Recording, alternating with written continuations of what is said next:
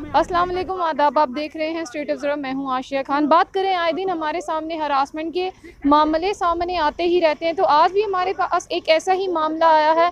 कटरा के रहने वाले दो युवक हैं, उनको पुलिस ने कस्टडी के अंदर रखा है और उनकी बहन हमारे साथ जुड़ती हैं। हम इन्हीं से जानते हैं कि क्या पूरा मामला है। जी मैम, आपका नाम?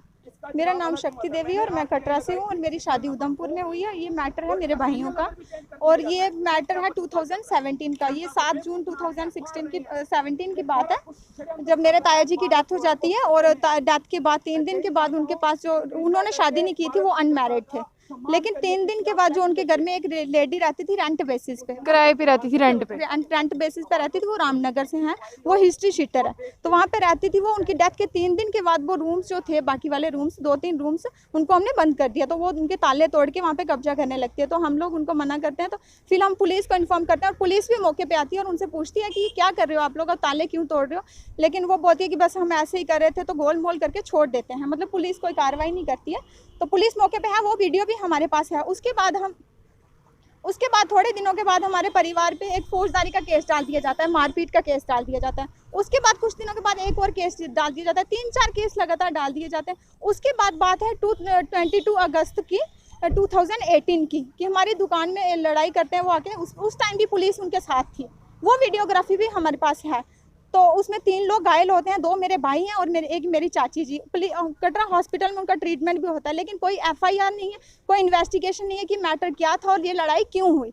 उसके 6 दिन के बाद 28 अगस्त को मेरे भाइयों पे, 4 भाइयों पे, 2 मेरे कजन्स हैं और 2 मेरे रियल ब्रदर्स हैं, उन पे ऊपर रेप केस डाल दिया जाता है। उसके बाद पुलिस आती है और जाते हैं, जो भी होता है मौके पे हमें बताया जाता है कि हमें भी पता है ये झूठा रेप केस है, कोई नहीं पूछताछ, कुछ नहीं। 1 महीने तक मेरे भाई ऐसा आपको कौन कहता है कि हमें भी पता है ये झूठा रेप केस? पुलिस कहती है कि हमें भी पता है ये झूठा केस है, प्रॉपर्टी के लिए किया गया, ये औरत है ही गंदी, मतलब ये सब बोला जाता है। उसके बाद 1 महीने के बाद, 1 महीने तक कोई अरेस्ट नहीं, कोई कार्रवाई नहीं, हमें पूछा भी नहीं जाता, क्योंकि हमें भी पता है कि अगर रेप केस कोई डाला जाता है तो उसमें 24 घंटे के अंदर अरेस्ट किया जाता है।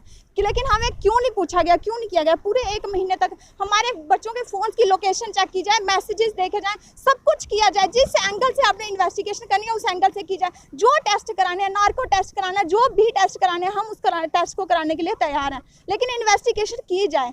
लेकिन कोई इन्वेस्टिगेशन नहीं होती है। 2 अक्टूबर 2018 को मेरे भाइयों को, 2 भाइयों का अरेस्ट कर लिया जाता है और आज 2 साल होने को हैं, उनकी बेल नहीं हुई है और वो केस वो रियासी कोर्ट में चल रहा है। अब हाई कोर्ट में भी हमने बेल के लिए अपील किया, लेकिन उसकी इन्वेस्टिगेशन कोई नहीं हुआ है। ना कोई फॉरेंसिक रिपोर्ट भी नेगेटिव है, प्रूफ कोई नहीं है, गवाह कोई नहीं है। सिर्फ एक लड़की कहती है कि मेरे साथ रेप हुआ है, तो बस उसके बेसिस पे उनको अरेस्ट कर लिया जाता है। एक बात यहाँ पर जानते हैं, जब भी कोई लड़की दावा करती है कि मेरे साथ ऐसा कुछ काम हुआ है, तो उसका पहले मेडिकल करवाया जाता है, ताकि जांच में पता चले। वो मेडिकल नेगेटिव है, रिपोर्ट जो है वो नेगेटिव है। डॉक्टर्स ने भी बोला है कि कुछ नहीं हुआ है।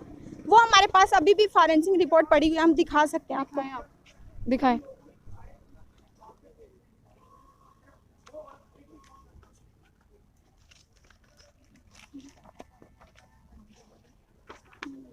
ये शायद क्लियर नहीं है, इतना पढ़ा नहीं जाएगा। ये डॉक्टर्स का है लिखा हुआ, ओरिजिनल हमारा वकील के पास पड़ा हुआ है। और ये फॉरेंसिक रिपोर्ट है, ये फॉरेंसिक रिपोर्ट एक, और ये दूसरी, एक और भी है, ये सेकंड। 2 फॉरेंसिक रिपोर्ट्स हैं। मैं आपके मीडियम से सिर्फ मीडिया के माध्यम से सिर्फ ये कहना चाहती हूँ कि इस केस की इन्वेस्टिगेशन हो, हर एंगल से, जिस एंगल से डिपार्टमेंट चाहते हैं उस एंगल से इन्वेस्टिगेशन हो, और जो गुनहगार हैं उन्हें सजा मिले और जो बेगुनाह हैं उन्हें छोड़ा जाए। मैं ये कहती हूँ कि अगर बेटी बचाओ है, बेटी को बचाना है, तो क्या बेटों को नहीं बचाना है? बेटे इस देश के बच्चे नहीं है क्या? उनके ऊपर कोई भी आके झूठा केस डाल देगा तो उनके ऊपर कार्रवाई होगी। मैं ये डिमांड करना चाहती हूँ कि उनकी इन्वेस्टिगेशन की जाए और हमें इंसाफ दिया जाए। जो गुनहगार हैं उन पर सजा। एक बहुत लंबा अरसा हो गया, जिस तरह से आपने बताया 2 साल से बेल नहीं हुई। हम पहले दिन से आपको दिखाएंगे। हम 30 तारीख को प्रेस क्लब में यहाँ पे धरना दिया था, हमने यहाँ पे नारे लगाए थे, वो वीडियो भी शायद हमारे पास होगी और न्यूज़पेपर्स भी हमारे पास पड़े हुए हैं 1-2। उसके बाद applications IG, DIG, governor grievances, advisor to governor, हर किसी के पास रास्ता नहीं छोड़ा, कोई रास्ता नहीं छोड़ा। हमने हर किसी के पास गए हैं, कोई ऐसा नहीं है कि विजिलेंस, मतलब जो डिपार्टमेंट थे हम हर किसी के पास गए और सारे प्रूफ हमारे पास पड़े हुए हैं। जो भी ये देखना होगा, जो लेटर्स एप्लीकेशंस हर पड़ी हुई हैं हमारे पास, हर प्रूफ है, लेकिन कोई इन्वेस्टिगेशन नहीं हुई है और आज तक हमें कोई इंसाफ नहीं दिया गया। बस हम ये चाहते हैं कि हर एंगल से और स्टार्टिंग से लेके पहले केस से लेके एंड तक हर केस की जांच की जाए कि क्या वो सच्चा है या झूठा। अगर हमारे बच्चे गुनहगार पाए जाते हैं तो आप उनको फांसी दो, जो सजा बनती है वो दो, लेकिन जो बेगुनाह है उन्हें छोड़ा जाए। जिस तरह से आए दिन हरासमेंट के केस सामने आते रहते हैं, कई बार तो यहाँ पर जो बेगुनहगार जो जिन्होंने कोई गुनाह ही नहीं किया होता उनको भी काफ़ी लंबे अरसे तक सज़ा भुगतनी पड़ती है। जिस तरह से कोई जुर्म ना भी करते हुए, जिस तरह से उनकी बहन का दावा है कि जिस एंगल से उस एंगल से जांच कराई जाए, पूरे टेस्ट कराए जाएं, हर एक एंगल से जांच कराई जाए। इनका यही कहना है कि हमारा जो दो भाई हैं वो बेगुनाह है, फिर भी ये पुलिस और जो एडमिनिस्ट्रेशन है उनका पूरा साथ देते हुए कि जो हमारे भाई हैं उनके पूरी तरह से टेस्ट करवाए जाए। अगर वो वाकई में बेगुनाह है तो उन गुनहगार हैं तो उनको सज़ा दी जाए, अगर बेगुनाह है तो उनको छोड़ा जाए। तो इनका इस एडमिनिस्ट्रेशन से यही अपील है कि 2 साल से मेरे भाइयों की बेल नहीं हुई है, तो ये कोर्ट में फिर से जा रही हैं। इनका यही कहना है कि उनको जल्दी से जल्दी इंसाफ मिलना चाहिए। इसीलिए ये आज इन्होंने एक पत्रकार वार्ता भी रखी थी कि जिससे ये यही अपील करना चाहती है कि इनके भाइयों को इंसाफ मिले। तो हम भी यही चाहेंगे, जो ज़िला इंतज़ामिया के आला अफसर हैं, अगर वो इस वीडियो को देख रहे हों तो जल्द से जल्द मसले का कोई सुनवाई करें। तो ऐसी और भी अपडेट्स के लिए जुड़े रहिए स्टेट ऑब्जर्वर के साथ।